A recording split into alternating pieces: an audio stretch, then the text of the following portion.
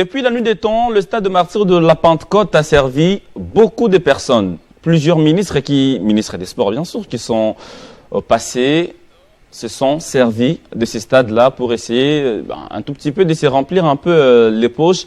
Mais le stade est resté l'éternel chantier de la République démocratique du Congo. Récemment, l'actuel ministre des Sports et Loisirs a été surpris de constater qu'une partie du stade de martyrs a été occupée par des personnes non autrement identifiées.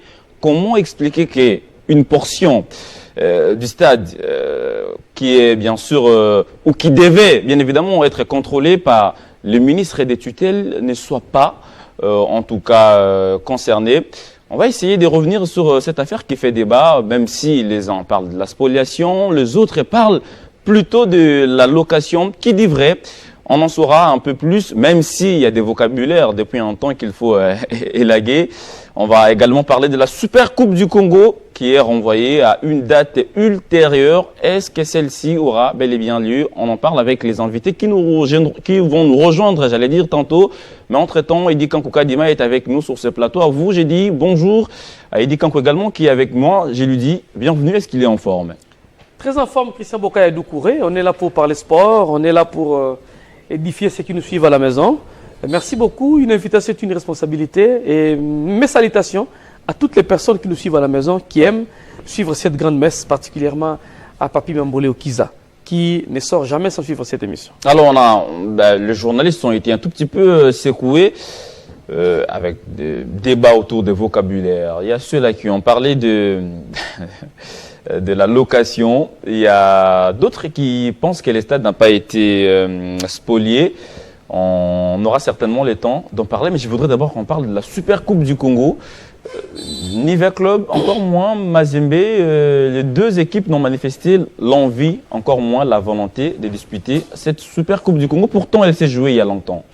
Bon, quand vous estimez que les équipes n'ont pas manifesté le souhait de jouer cette Super Coupe, ça m'étonne. Ce n'est pas aux équipes de manifester un souhait pour jouer une compétition. C'est à l'organisateur de mettre des batteries en place pour que la Super Coupe puisse se jouer. Donc, la FECOFA n'avait pas la volonté d'organiser cette Super Coupe.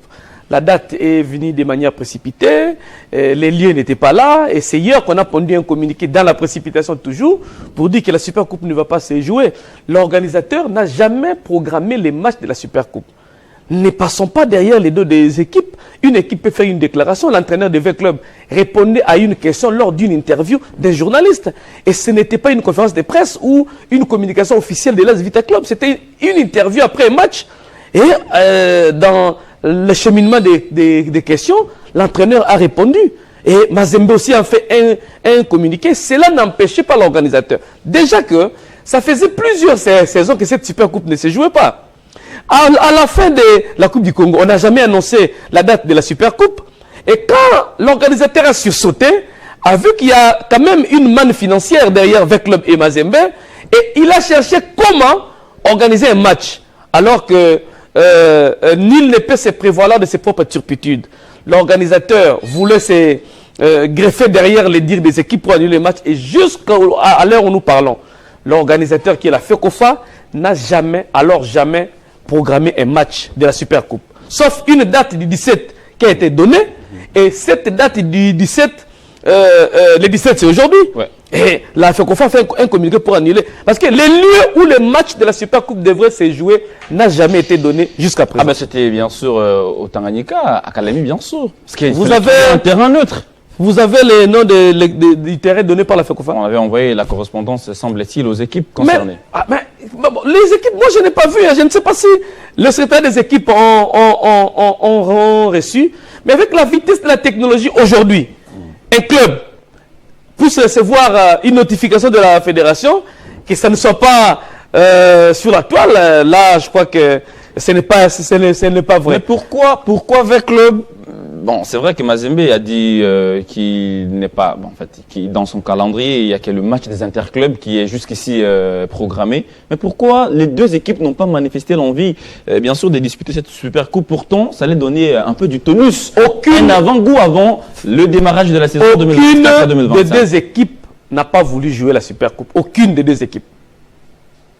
Pouvez-moi, noir sur blanc, une équipe, Mazembe ou Vita a refusé. par quelle correspondance, par quelle conférence de presse.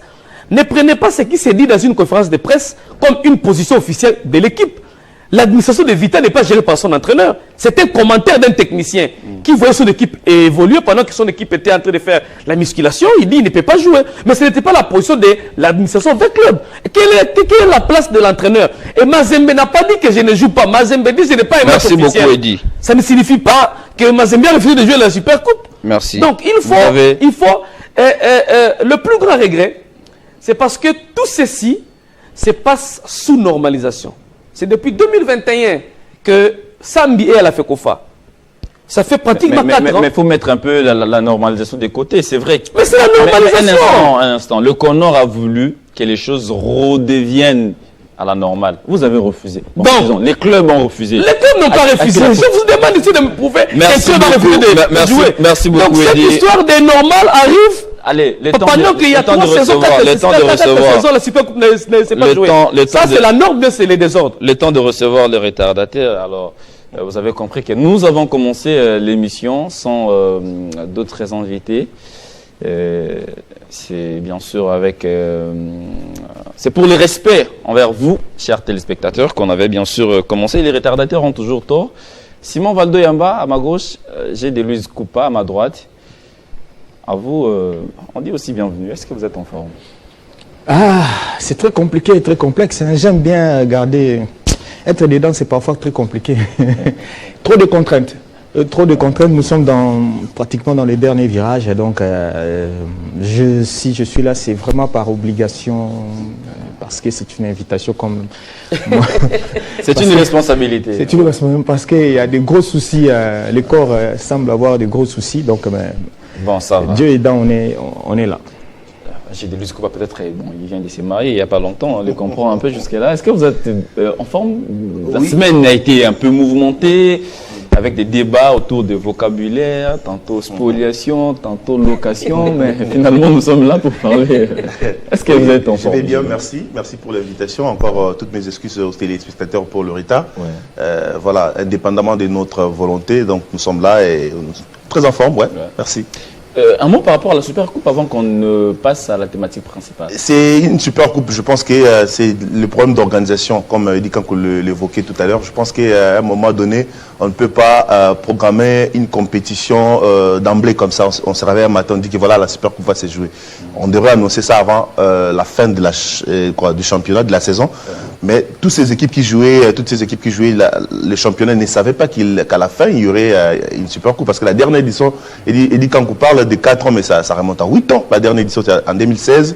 Mazembe contre Renaissance du Congo, c'était à Kindu. Donc jusqu'à ce jour, la compétition ne s'est jamais jouée. On ne savait pas qu'il y aurait championnat. Et on s'est réveillé un matin comme ça, on voit... C'est d'ailleurs Mazembe qui a annoncé la compétition à travers un communiqué sur ses réseaux sociaux qui voilà, il a été contacté par l'organisateur pour jouer un match de Supercoupe. Vita également. Ben, bref, moi je ne condamne pas les équipes parce que la Supercoupe, c'est vrai que ça annonce le championnat, mais ça s'organise aussi. Le club devrait organiser son équipe en interne, mettre en place beaucoup de choses. Ils ne peuvent pas se réveiller un matin comme ça, accepter de jouer un match aussi capital parce que c'est un match très important.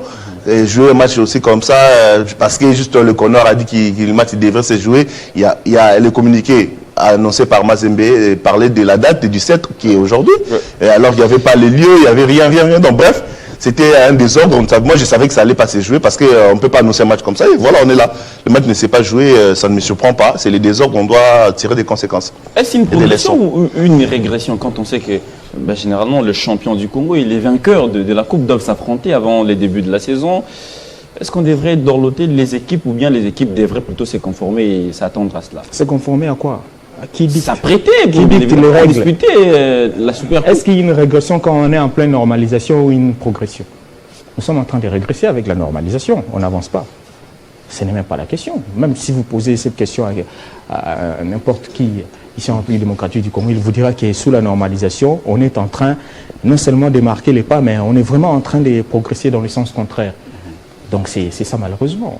On est les 17. Peut-être qu'il y a Supercoupe à la Fédération Congolaise de Football Association. On va faire un tour là-bas pour voir quelles sont ces équipes qui jouent ces matchs. Parce qu'on est déjà en pleine saison. La saison, c'est bien sûr, du 1er août. Si les équipes refusent de jouer cette Super Coupe, est-ce qu'il y aura des sanctions qui pourront... Comment les équipes peuvent refuser une organisation? Les équipes ne peuvent pas. Parce qu'elles ne manifestent pas la volonté. Non, ce n'est pas... Écoutez, là on annonce par exemple la saison. On dit qu'il y a calendrier et les matchs, le premier match est programmé tel jour. Vous verrez un club dire que non, moi je ne vais pas jouer parce que. Non. Et les vrais problèmes ici, c'est on est encore en période d'essai, erreur. Essai, est-ce que ça va passer? Est-ce que ça ne va pas passer? Est-ce que vraiment il y aura match? Est-ce que ces équipes-là vont se plier à ce que nous nous demandons? Est-ce que vraiment les choses vont bien aller? C'est ça, quand on n'est pas confiant, quand on ne sait pas par où aller, quand on ne sait pas par où commencer, ça devient une grosse faiblesse ici en République démocratique du Congo. Donc on constate, loin de moi l'intention de parler en mal de ceux qui gèrent le football, mais nous constatons que depuis qu'ils sont là, les choses ne vont que de mal en pis. C'est ça la réalité. Et la preuve, jusqu'à aujourd'hui, il n'y a même pas les résultats officiels. Non, c'était déjà déposé la semaine. Vous avez vu ça? Non, mais j'aurais appris que... Vous aurez. Oui. Les aurez là va tuer quelqu'un. Écoutez, il faut voir les documents. La formule n'est pas... C'est-à-dire, ils ont l'habitude, quand on dit, par exemple, quand il y a eu flash, bientôt, nous avons tous vu les bientôt de la Linafoot. Nous l'avons vu. Est-ce que vous avez vu les classements officiels Je y reviens bientôt. De la saison sportive 2023-2024? Merci beaucoup Simon. Le temps de recevoir les tout derniers retardataires de cette émission, Olivier Pengongo. Pourtant c'est un habitué, il sait qu'il va venir. Attends, l'émission c'est à 10h, bonjour. On vous reçoit dans la casquette des secrétaires généraux ou des journalistes? Je suis journaliste là. Parce que je suis là, parce que j'étais scandalisé par ce qu'est fait les journalistes par Bossembe et par La République.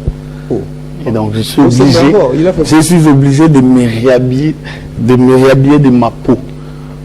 Là où je me sentais le plus à l'aise pour m'exprimer de ce qui se passe dans mon pays, surtout quand ça touche l'environnement du sport. Non, un instant, non. On ne fait pas des commentaires. Non. Seul Mokaya à la police du débat. Et c'est lui qui pose des questions. Oui. Quand on devient député national et qu'on était journaliste, on cesse d'exercer sa mission, ses fonctions des journalistes, et puis on travaille comme député. Quand on devient secrétaire général d'un club, on cesse d'être journaliste. Évidemment. Quand je vais quitter ce plateau, je vais retrouver ma peau. Secrétaire général des EC. Mais sur ce plateau, je viens comme journaliste parce que scandalisé par ce qui se passe chez moi. Et je pense à un certain degré que même les journalistes n'aident pas la République sur ce travail-là. Donc je suis obligé. Là, je suis d'accord avec vous. Voilà, je suis obligé de me mettre dans cette peau-là pour défendre ma patrie. Je pense qu'il y a danger. Première question, vous avez été aux commandes, c'est-à-dire vous nous avez quittés depuis pratiquement une année. Vous avez évolué, vous avez géré en quelque sorte le sport ou le football congolais. Comment vous l'avez trouvé? Il est en forme ou il est encore malade, ce football congolais? Il est très malade.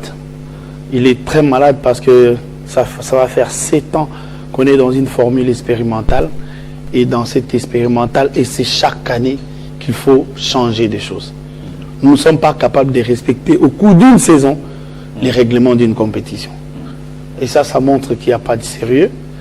Et nous tous, nous participons à la chose. En fait, quand j'ai insisté que j'avais l'obligation de retrouver ma peau du journaliste, c'est surtout aussi cet aspect-là. Il n'y a plus de sonnette d'alarme. Nous nous alignons derrière l'opposition des hommes plutôt que devant les raisons. Les faits sont là. Nous constatons tout ce que l'organisateur organise mal. Mais puisqu'on le connaît, on trouve toujours comment justifier. Bon, vous voyez, il essaye, il est intelligent. Ici, il ne s'agit plus des intelligences parce que le Congo a des projets dans des tiroirs, mais l'incapacité du sérieux du Congolais pour mettre en application ce dont il prétend pondre comme projet, ça laisse à désirer. Et là, c'est très très dangereux. Il n'y a pas... On parle au foot parce que c'est le sport roi. Mais je ne connais pas une discipline qui organise correctement les choses en RDC. Je n'en connais pas. Le handball. Le handball des tristes mémoires. Le dopage. Ça, c'est pas un sport. C'est calme, c'est pas un sport. Pas de commentaires. Raccordement frauduleux. Le handball dont parlait Malo, ça venait de passer 3 ans sans championnat. 3 ans sans championnat. Revenons Les qualifiés aux interprètes revenons de la- dans le football. Revenons dans le football. Ok. Ah, Parce que vous étiez suspendu. Oui. Est-ce que vous avez Non, déjà... mais Oui, oui, ouais, oui. non, j'ai les Mais il a été suspendu. Je les Pour suis, en signer. fait. Suspendu? Il est suspendu jusqu'ici. En fait, imaginez par exemple, Ouais. parce que là, vous touchez encore à un autre sujet. Je dors un matin chez moi. J'apprends à travers les médias que je suis suspendu par l'organisateur du championnat national. À tort ou à raison? Non, je m'explique. C'est à vous d'apprécier si j'ai tort ou j'ai raison. C'est quoi les sujets? Non. J'avais fait une plainte contre Dauphin Noir. Une plainte dont j'ai gagné. Parce que les faits que j'ai présentés m'ont donné raison. Et j'ai pris les points dont je devais prendre pour ces matchs-là. Dossier clos. 3 mois après, pour un incident, sorti d'un fait qui était similaire à ça, dont je prétendais gagner des points. L'organisateur revient sur ce que j'avais déposé, là où j'avais gagné, pour aller chercher la signature du président Vidi Etchiman. Curieux. Mais qui peut identifier la signature de quelqu'un plus que lui-même? Les pires, les crimes dont on me reprochait dans la chose, c'est quoi? J'étais pas à Kinshasa, j'étais d'ailleurs à Lubumbashi. En déplacement, on me donne le pouvoir de venir signer à la place de Timangé et de déposer à la FECOFA. La personne qui dépose les documents à la Linafoot plutôt, c'est le chauffeur particulier de Vidi Etchiman. Mais, puisque l'organisateur s'est donné le pouvoir de connaître toutes les signatures de Chimang, sans l'entendre, ni l'appeler, a décidé que moi, en déposant ces documents-là, j'avais imité sa signature. Mais puisque je sais que j'y vivrai le plus longtemps possible dans ces sports. Vous êtes allé en guerre contre l'organisateur? Non, je suis resté silencieux, je l'ai observé, j'ai introduit un recours contre cette décision. Il venait de débouter en fait, je n'aime pas tellement en parler parce que Non, mais allez-y sans émotion. Vous avez encore une minute. Parce que je pense que le temps Ouais. va devoir démontrer qui était en train de faire correctement son travail. C'est des choses que le temps enseigne mieux que les répliques à l'immédiat. Pourquoi Allez, Vous avez falsifié la ceinture, oui ou non? Non, et jamais. Et je ne peux jamais me permettre ça, puisque, étant le premier signateur de gauche, je ne peux pas au même moment signer là et signer l'autre côté. Le pire, c'est que j'ai un conseiller, j'ai un secrétaire sportif, j'ai une trésorière, j'ai un assistant du président qui sont tout le temps à mes côtés. Mais comment ils ont détecté? et puis, C'est curieux. En fait, vous savez, voilà, comment ils ont détecté, il faut lire la décision. Ils ont N'organisez comparé pas un une plateau signature de Non, c'est un 2021. secrétaire, on est des journalistes. Non, on- ben, bien il est sûr. sûr. Non, non, c'est- bon, Là, c'est un vraiment- journaliste. Sur ce plateau, il est journaliste. Ouais, ouais, je suis Quand il journaliste. va quitter, Ouais. s'il redevient Ouais, d'accord. secrétaire général. Alors, imaginez, le scandale, c'est quoi? Parce qu'on va chercher un document qu'il aurait signé quand il était président de DSMP pour comparer à la signature qu'ils ont retrouvée sur les documents pour prétendre que ce n'était pas lui. Quoi de plus simple, nous le savons tous, quand on part en banque, quand tu as signé, qui ça? Mais Olivier Vous avez Pénon, déjà dit que le football est Oui. malade, très Voilà. malade. mais c'est d'ailleurs. football C'est là, parmi les- les mais mots. c'est football là qui est malade. Peut-être la dernière question avant que la parole ne puisse tourner. Depuis un temps, on vous accuse d'avoir, en fait, depuis quelques jours ici, il y a une vidéo qui est devenue d'ailleurs virale sur les réseaux sociaux dont on attribue aux Aigles du Congo. Apparemment, les Aigles du Congo commencent à envoyer des gens pour insulter certaines autorités sportives du pays. Ça, c'est très facile en fait. Moi, j'ai vu ça C'est hier. quel mode C'est qui d'opération? sur la J'ai vu vidéo? ça C'est qui hier. sur la vidéo? Un type Ouais, qui monsieur, insulte tout le monde sur des réseaux sociaux et c'est tout le monde qui? le connaît. C'est un connais garde pas. de l'IDPS, paraît-il. Les gardiens du temple. Ah C'est bon? qui? Bon. C'est quoi son nom? En fait, On a Vous êtes cité tombé les Aigles du je- Congo. je- Ouais. Je voulais bien répondre à cette question parce que personnellement, je ne fréquente plus les politiques. Vous savez tous que même le président Vidi Etchiman a suspendu sa participation politique. Moi, j'avais fait ça bien avant. C'est l'environnement que je ne me permets plus d'approcher, connaissant la légèreté du traitement du contenu que présente cette race de la nouvelle politique de mon pays français. C'est compliqué. Je veux bien intervenir dans ce genre de sujets, mais je ne peux pas. Je suis très très mal placé. Parce que je sais que vous vous rappelez qu'avant avant que vous me posiez cette question, je vous disais que Christian Boussi avait du boulot. Parce que pour moi, aujourd'hui, on doit arrêter les TikTok. Il faut contrôler le contenu que balance la population sur la place publique. Il y a un vindicte populaire qui s'installe. dans tous les domaines de la vie. C'est-à-dire n'importe qui peut sortir comme ça un matin. Je viens invoquer, tu parlais de Kaboulou. Merci. Le pire, c'est que c'est relayé par des Congolais. Et c'est relayé par des millions de personnes. Merci. Allez-y, Merci beaucoup. On en vient à la thématique principale. C'est vrai qu'on parlait de la Super Coupe du Congo. Mais maintenant, on va parler du stade de martyrs de la Pentecôte. Je l'ai dit d'entrée que ce stade a servi beaucoup de ministres des sports et loisirs. Il y a plusieurs qui se sont servis de ce stade-là pour se remplir un tout petit peu les poches. Mais le stade est resté l'éternel chantier de la République, toujours malpropre. Et le stade qui n'a jamais été homologué. Il est souvent homologué par des circonstances, quand il y a un match, quand il y a grands événements. Et dit Kankou Kadima, qu'est-ce qui s'est passé exactement au stade? On parle d'une partie, d'une portion du stade qui a été louée. Et jusque-là, il n'y a pas de traçabilité des frais versés déjà pour les 10 premiers mois. Bon.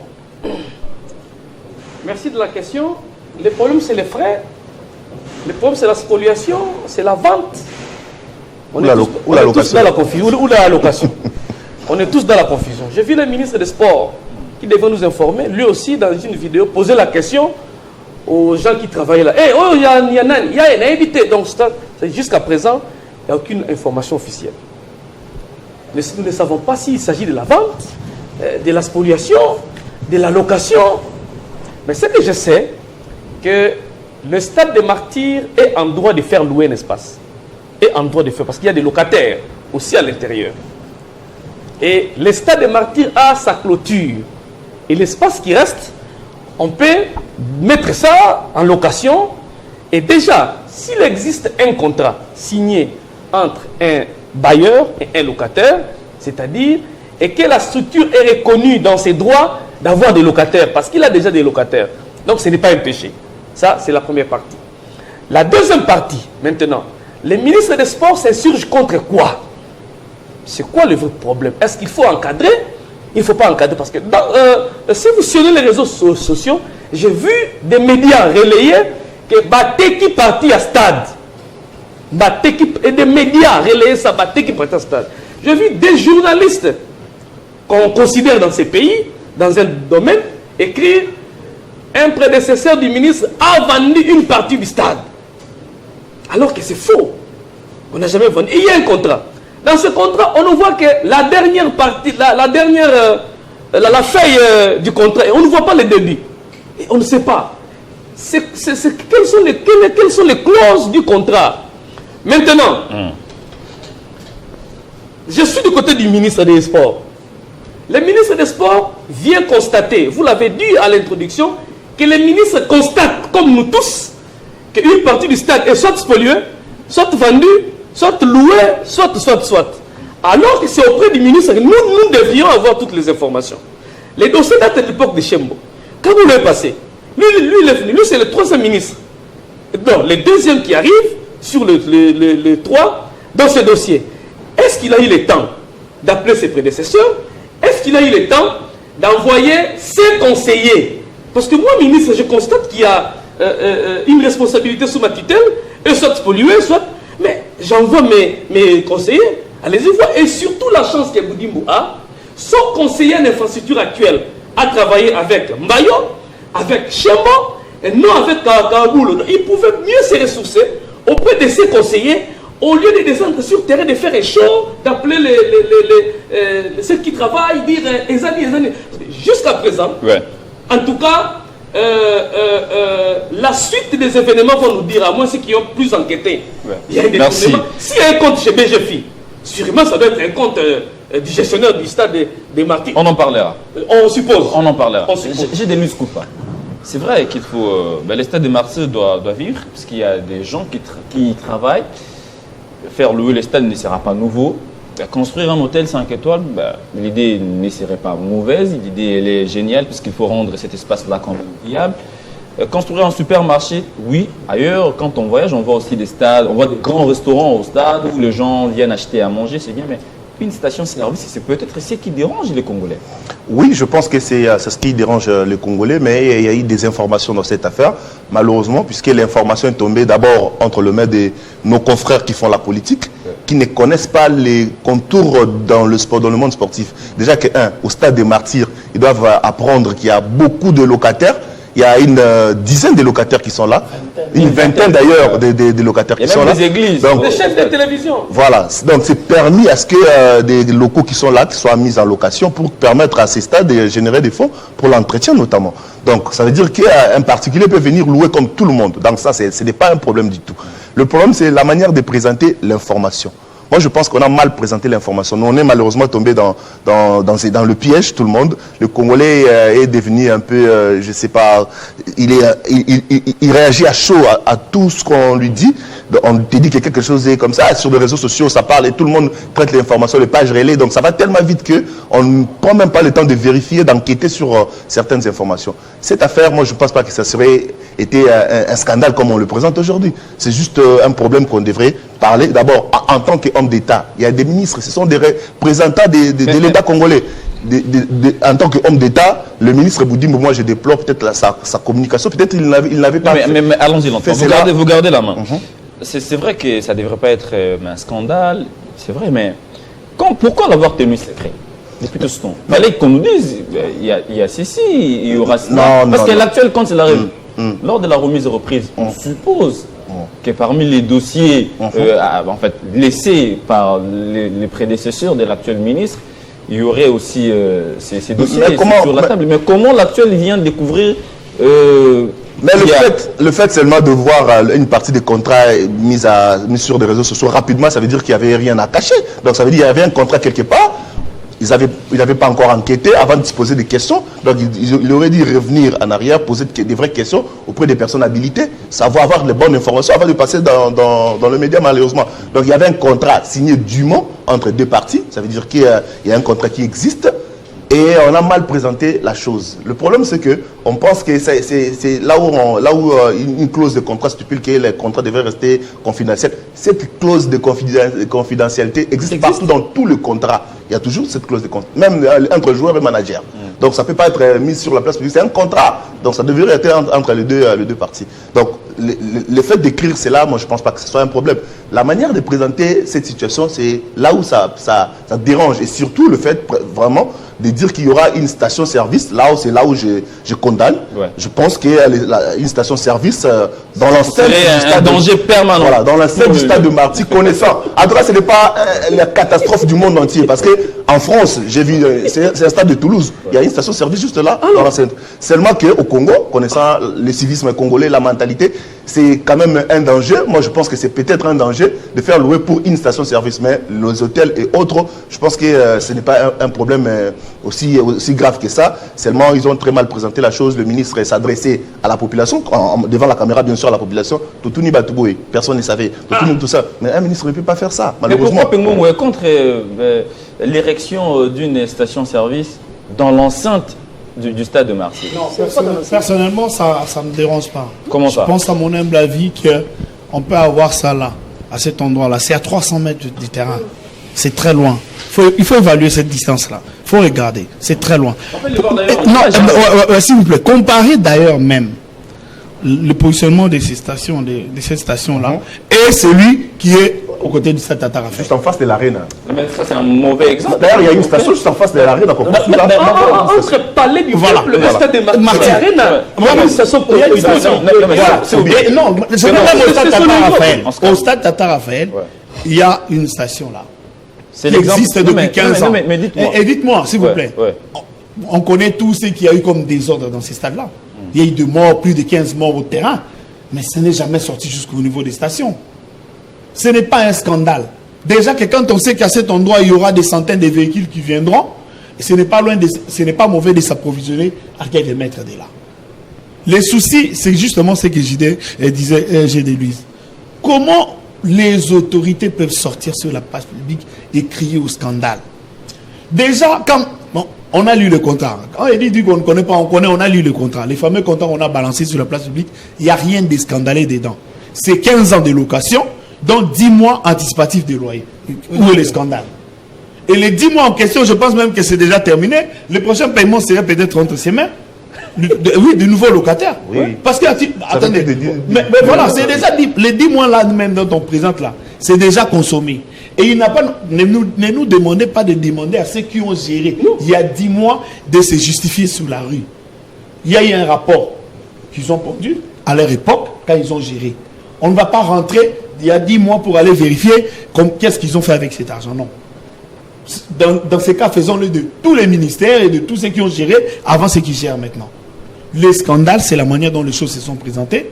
La partie la plus dangereuse, c'est surtout le travail qu'a fait les journalistes. La manière de relayer cette information vous avez eu le temps de lire ces contrats. Mais un instant. Oui. C'est qui l'entreprise qui construit Je n'ai pas besoin de connaître cette entreprise. Ce n'est pas mon problème. Dans ce cas, alors identifier tous les locataires qui sont là-bas, commencer à brandir le contrat qu'ils ont, pourquoi ils louent là-bas. Ce n'est pas important. Le plus important, c'est de s'assurer qu'en gérant cette station-là, à ces côtés-là, ça va respecter les normes. Les caractères sécuritaires, éviter toute possibilité d'inflammation pour que ça brûle. Un encadrement du contrat. Un encadrement du contrat. S'assurer que ça respecte les normes. Si le contrat est mal signé, ok. Appelez ceux qui l'ont signé. Et la personne habilitée à le faire, ce n'est pas le ministre des Sports, c'est les gestionnaires. Les ministres pouvaient instruire les gestionnaires par un courrier et demander à son conseil d'infrastructure de suivre pour lui faire rapport. Les ministres ne descendent pas, ce n'est pas l'exécutif. Et surtout sans information. Il a Allez, on écoute Simon Valdo. Imaginez. Le ministre n'avait pas l'information qu'il y avait construction. Ok. Le ministre découvre qu'il y a un gestionnaire qui a fait. Mais suspend les gestionnaires s'il a fait ça. Avant de donner la parole à Simon Valdo, je pense qu'on doit également se poser des bonnes questions. Puisque là, le ministre des Sports, l'actuel ministre des Sports, était ministre aux hydrocarbures. Oui. Donc il devrait être au courant qu'il y a une station qui devrait être érigée là. C'est son domaine. Donc certainement, il a été informé qu'il y aurait une station service. Lorsqu'il dit qu'un certain Bernard, on le connaît pas, c'est faux. Vous y étiez à peine un ministre des hydrocarbures, donc vous devez être au courant qu'une station devait être érigée là. Mais il était. Bon, en fait, je sais pas. Pourquoi avoir un n'échapperait pas. C'est faux. Mais là où. Il maîtrise mieux. Là où il y a peut-être on ne parle pas tous au même moment, s'il vous plaît. J'ai dit. Mais là où peut-être le bas blesse, c'est vrai qu'il fut ministre des hydrocarbures. Il n'a pas été au courant que dans le contrat signé entre cette entreprise X et le ministère des Sports, il n'y aurait pas érection d'une station-service. On ne peut jamais ériger une station-service sans avoir l'autorisation du ministère des Hydrocarbures. C'est faux. Impossible, ça ne peut pas se faire. Donc ils ont eu l'autorisation du ministère des Hydrocarbures, certainement à l'époque de Boudi ministre, parce que c'est à peine qu'il est devenu ministre des Sports. Donc il était au courant qu'une station serait érigée. Mais il a été surpris. Il n'est pas surpris. On écoute Simon Valdo. Simon, bon... Je ne sais pas si votre avis sera différent des autres, parce que sur ce plateau, on estime qu'il n'y a pas eu scandale, les ministres ne devaient pas faire cette sortie, l'actuelle bien sûr, mais s'il faut rester dans les faits, dans les contextes congolais, est-ce que quelque part il n'y avait pas danger de penser de quel contexte à une station service dans l'enceinte du stade, sachant ce qui arrive souvent après le match? Surtout le match des alléchants. Les contextes d'inversion des valeurs. C'est de ça que vous voulez que j'évoque. Parce que vous voulez qu'on fonctionne en inversion des valeurs. C'est-à-dire, on n'a pas la maîtrise de la population, on ne sait pas encadrer les supporters quand ils viennent au stade, on ne sait pas les orienter. La preuve, quand il y a des spectacles, on ne sait même pas mettre en nombre réel les policiers pour sécuriser. Tout ça, c'est ces contextes-là. Si le contexte congolais, c'est ça. En tout cas, je serais d'accord avec vous qu'on ne mette pas une station là-bas. Je dirais, si c'est ça le contexte. Mais l'État, on doit redevenir dans la logique, dans les principes, dans la norme. Pourquoi venir exposer certaines choses rapidement dans les réseaux? La vitesse.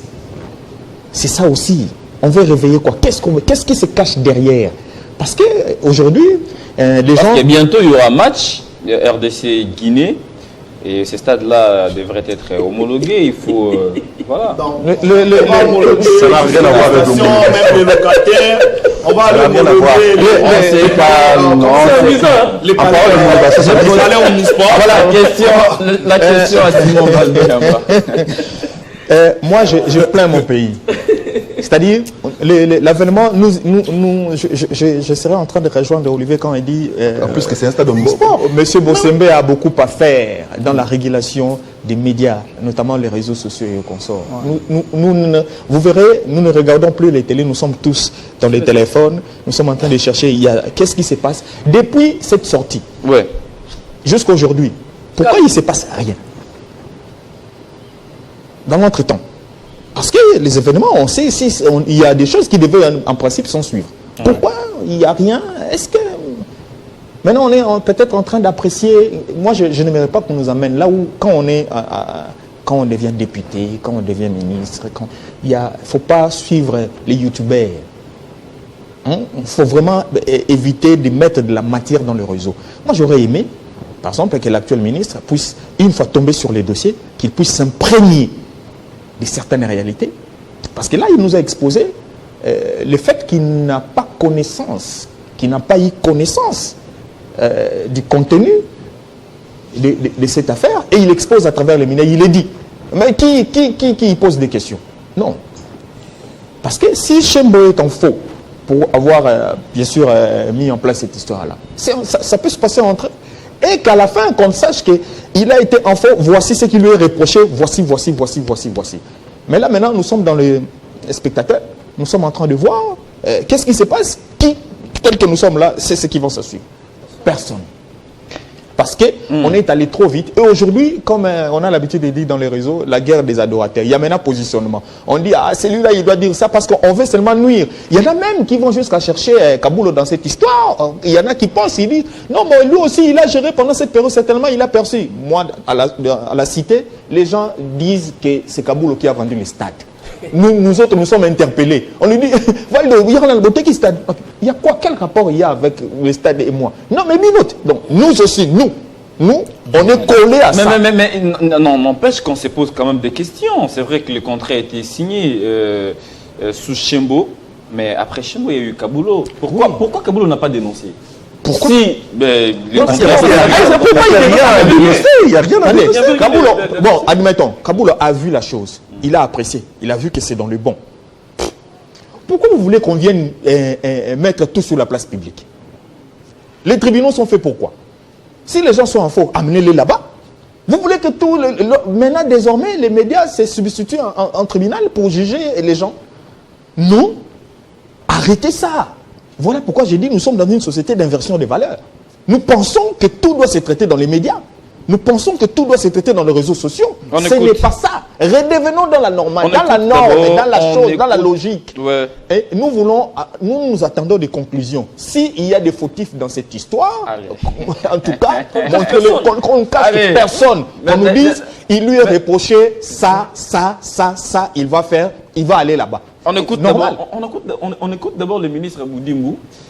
Lors de cette descente, il a été aussi surpris, un peu comme nous, de constater qu'il y aurait, ou il y a des gens non autrement identifiés qui ont encerclé une portion du stade et étaient sur le point de construire une station-service, un hôtel 5 étoiles, mais également un supermarché. On écoute l'actuel ministre des Sports et Loisirs.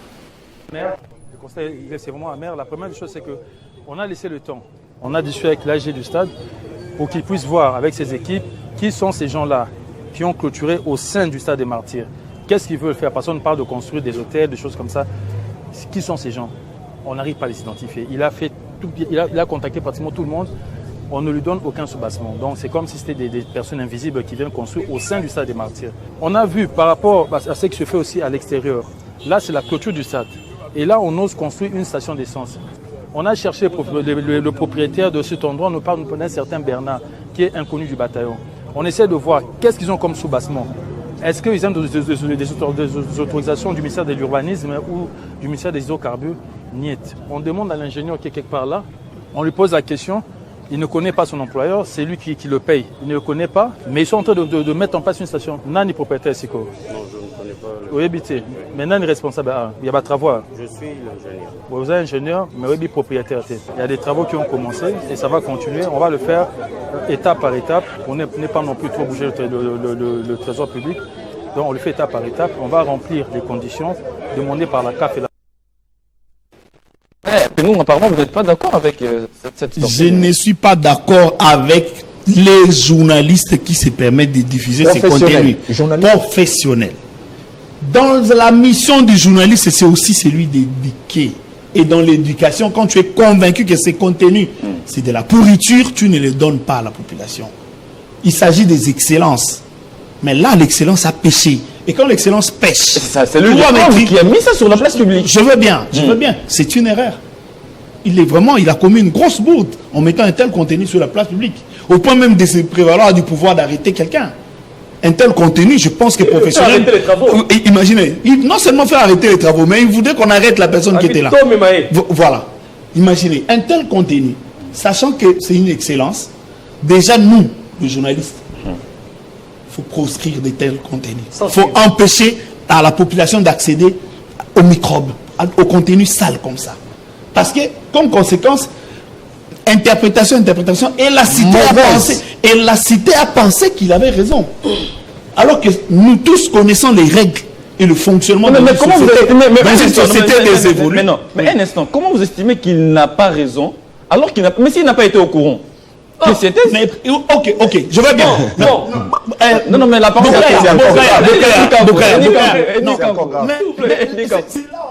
c'est mon problème, c'est pourquoi on lui colle un micro. Pourquoi on lui colle un micro? C'est pour qu'il parle. Il avait... Imagine. C'est-à-dire qu'en venant comme ça, là, il savait ce qu'il venait faire. Oui. Mais le problème, c'est qu'il a très mal fait. C'est très, très mal fait. Et c'est un contenu sale, j'insiste. Ce n'est plus à diffuser, s'il vous plaît. C'est à supprimer.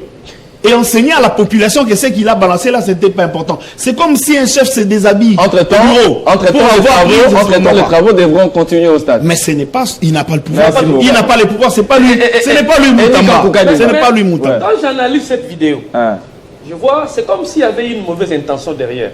Laquelle? Cet élément. J'ai rejoint GGD.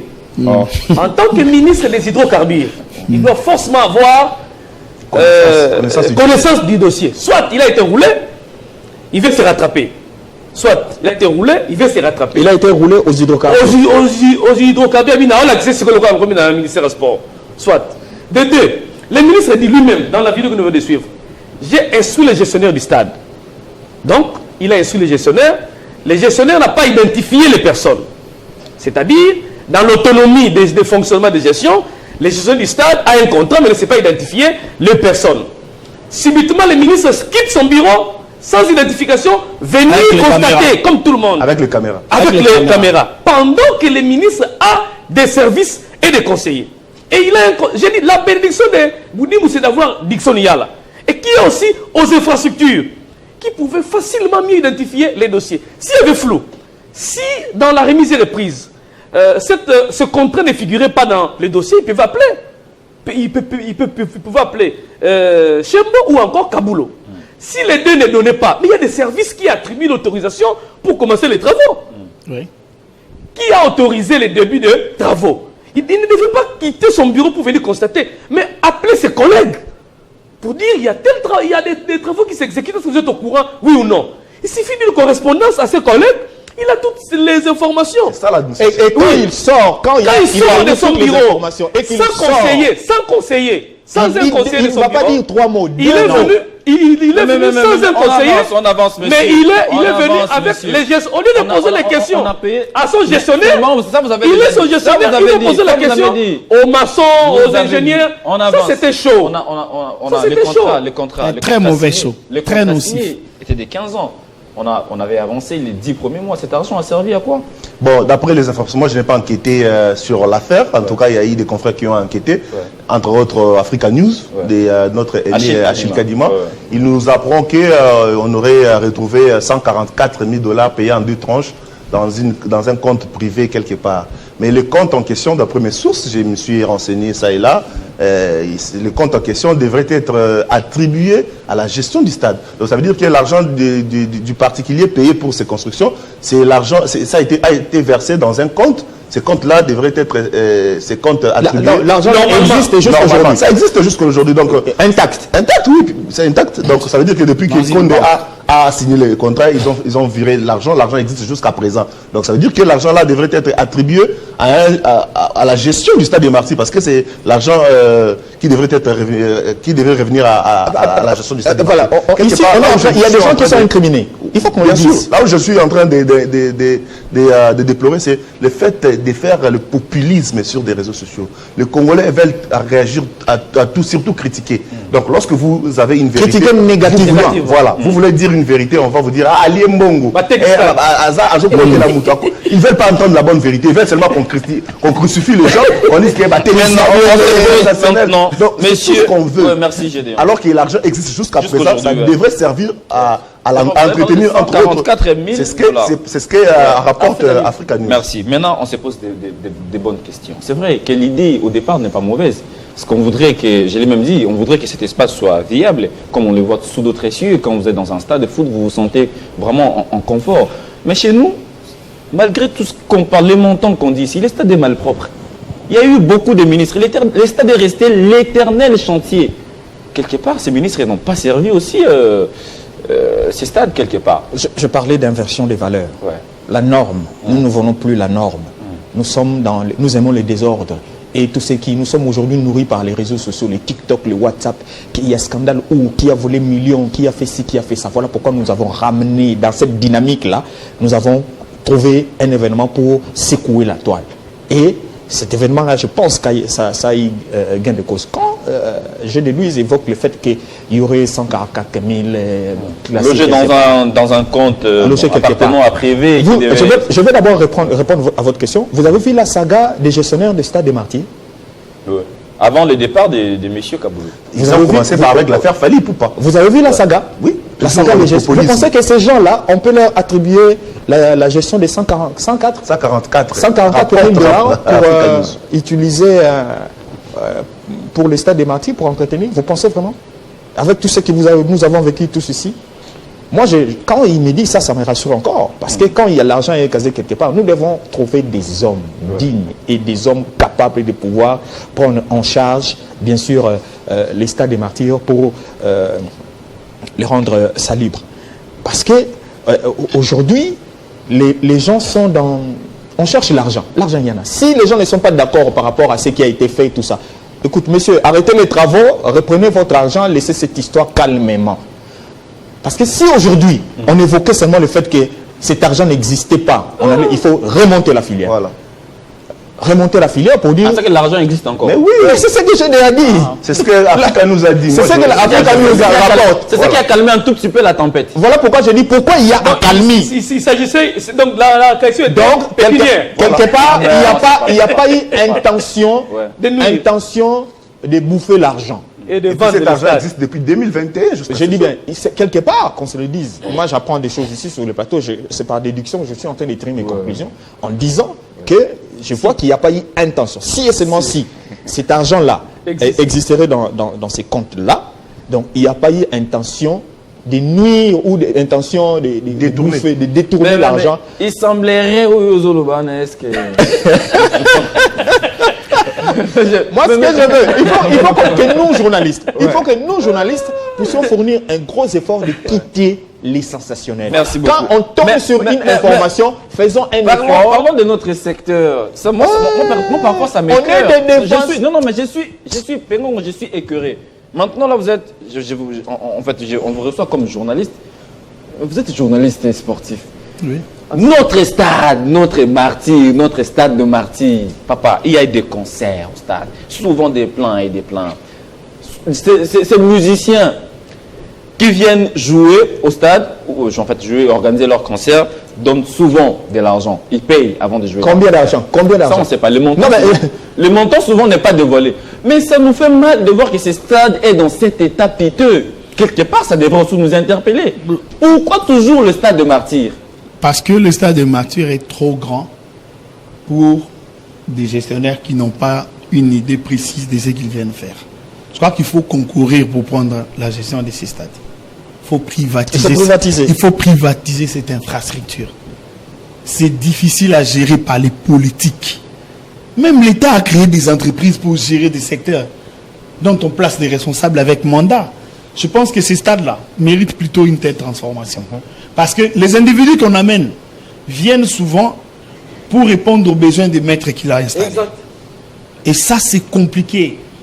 Ne demandons pas à celui qui est là de faire la magie. C'est un complexe omnisport. Il n'y a pas que ce terrain-là. il y a d'autres infrastructures dont tu dois rendre aussi viables. Question de rentabiliser.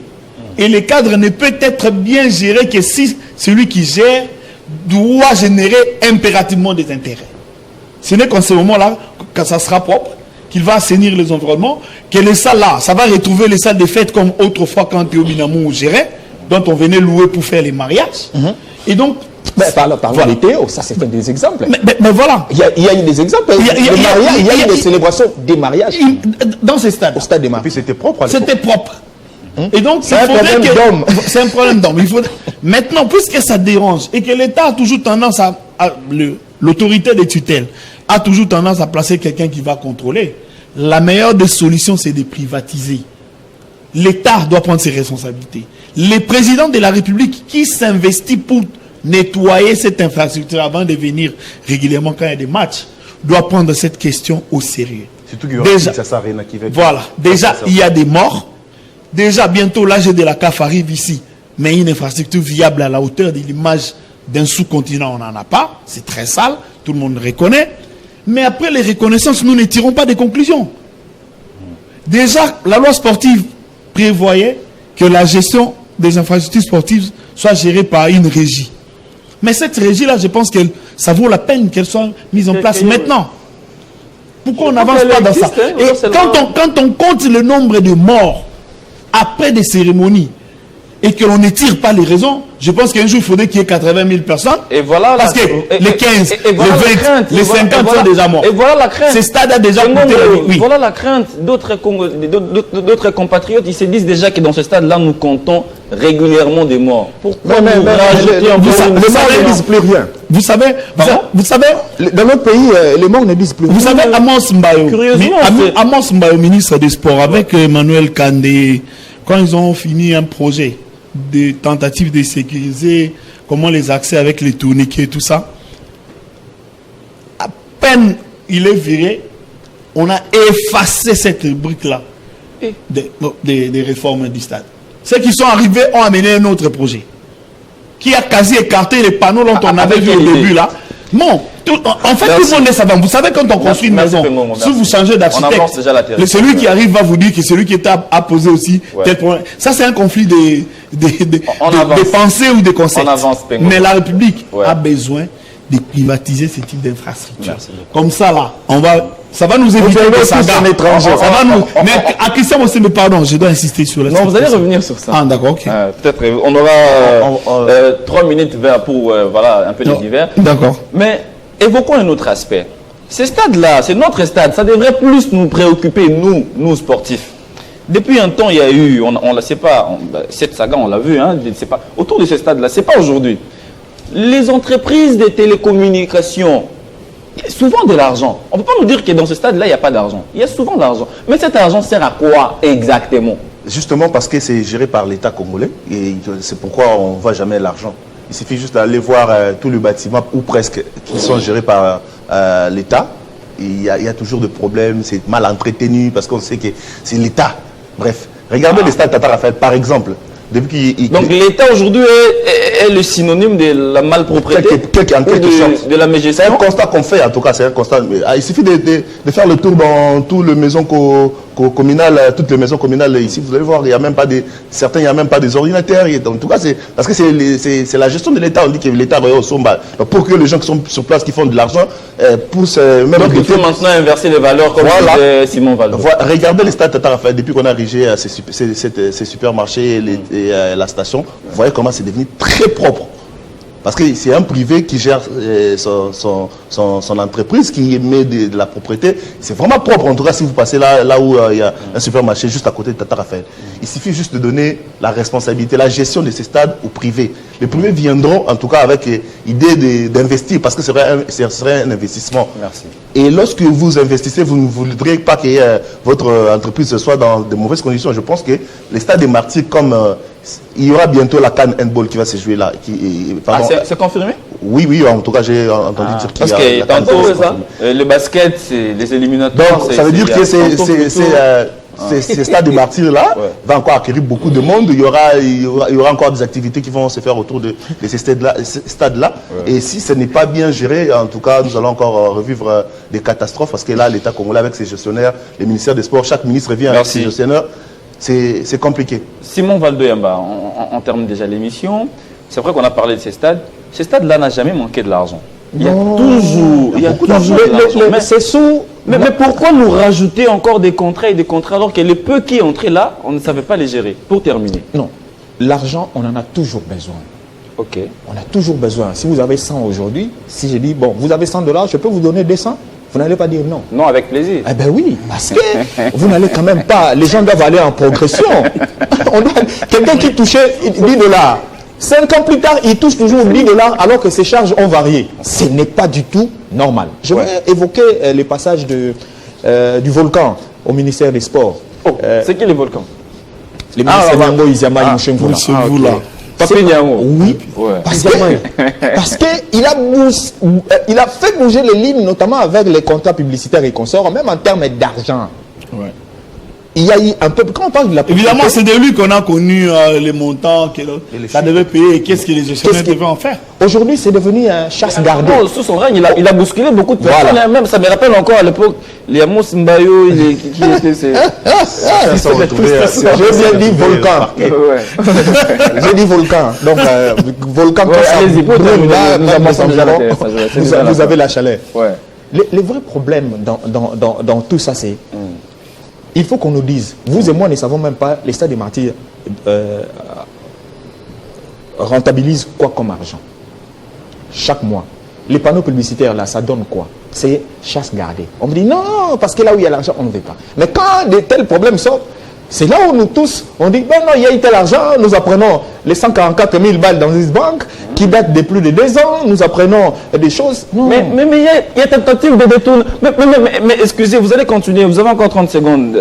Mais l'IGF fait quoi dans tout ça? Parce que parmi les missions de l'IGF, vous avez les contrôles a priori, concomitants, a posteriori, mais dans tout ça, l'IGF n'a aucun œil là-dedans. Si l'État donne l'argent, si l'État donne aussi l'argent, l'État donne l'argent quand il y a match de léopard. C'est là où l'État donne l'argent. Est-ce que l'État donne l'argent pour réhabiliter? Il a donné dernièrement l'argent pour réhabiliter encore les stades. Non, ça date. Hein. Ça date en tout cas. Ça va. Dans l'IGF, je ne sais pas moi comment est-ce que l'IGF va se prendre dans cette affaire. Nous devons être sérieux. Moi, j'en appelle à l'inversion des valeurs. C'est-à-dire, redevenons les hommes normaux dans le fonctionnement. Arrêtons de suivre le dynamisme actuel dans la dépravation de certaines valeurs qui ne nous aident pas. Nous sommes en train de nuire à l'image de la République. Edi Kankukadima, pour terminer, même on fait beaucoup de bruit, c'est vrai qu'il y a des cours et tribunaux. Peut-être pour nous éviter, à nous, la presse, ces genres de métiers, il faudrait que ces genres de dossiers soient aussi traités par la justice. Comme ça, on sait nous dire clairement et exactement qui a tort, qui a raison, où est parti l'argent, ça servait à quoi. Il n'y a pas des histoires de justice dedans. Il y a un contrat qui existe entre bailleur et locataire. Il n'y a pas de scandale, il n'y a rien.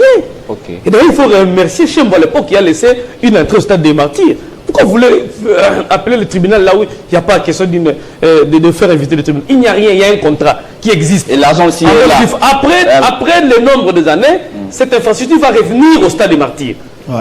Et pour faire entrer l'argent au stade des martyrs. Après 15 ans. Mais oui, le mal. Il faut d'ailleurs apprécier l'idée de l'initiateur. Merci beaucoup. Il n'y a rien de scandale. Mais seulement, pour le stade de martyrs, il faut arrêter la réhabilitation. Arrêter comment? Il faut arrêter la réhabilitation. Le nom mais le stade ne sera pas homologué? Bon, je me réserve parce qu'il y a des experts et inspecteurs au Congo de Pakoti qui viennent vous dire des choses. Non, monsieur. S'il vous plaît, soyons élégants. S'il vous plaît, je suis très élégant. Oui. Je suis très élégant. Soyez élégant. Je suis très élégant. Mais Pakoti, je suis très élégant. Je suis très élégant. On termine l'émission en beauté. Dans le cahier des charges de la CAF, vous avez déjà vu, on dit un inspecteur n'est pas un spécialiste. Un inspecteur c'est quelqu'un qui vient avec un cahier donné par la CAF pour cocher oui ou non. Bon, Ben, c'est bien sûr. on va les citer combien de fois? Et l'inspecteur fait ce travail-là. Et dans le cahier des charges, il n'y a pas Quel inspecteur? une station Arrêtez. spéciale. Arrêtez-nous ça. Arrêtez. Le Congo n'a pas d'inspecteur. Cette affirmation est Le gratuite. Congo n'a pas d'inspecteur. Et dit, il y a un inspecteur breveté. Bon, on va inspecter les stades de Martinique combien de fois? Vous savez, si le Congo avait des inspecteurs, si le Congo avait des c'est inspecteurs, calme. Hop, terminé, pour le terminer. stade Cache à la Bonzola allait être une bijou aujourd'hui. Non. Si le Congo avait... L'inspecteur n'a que conseil. Ouais.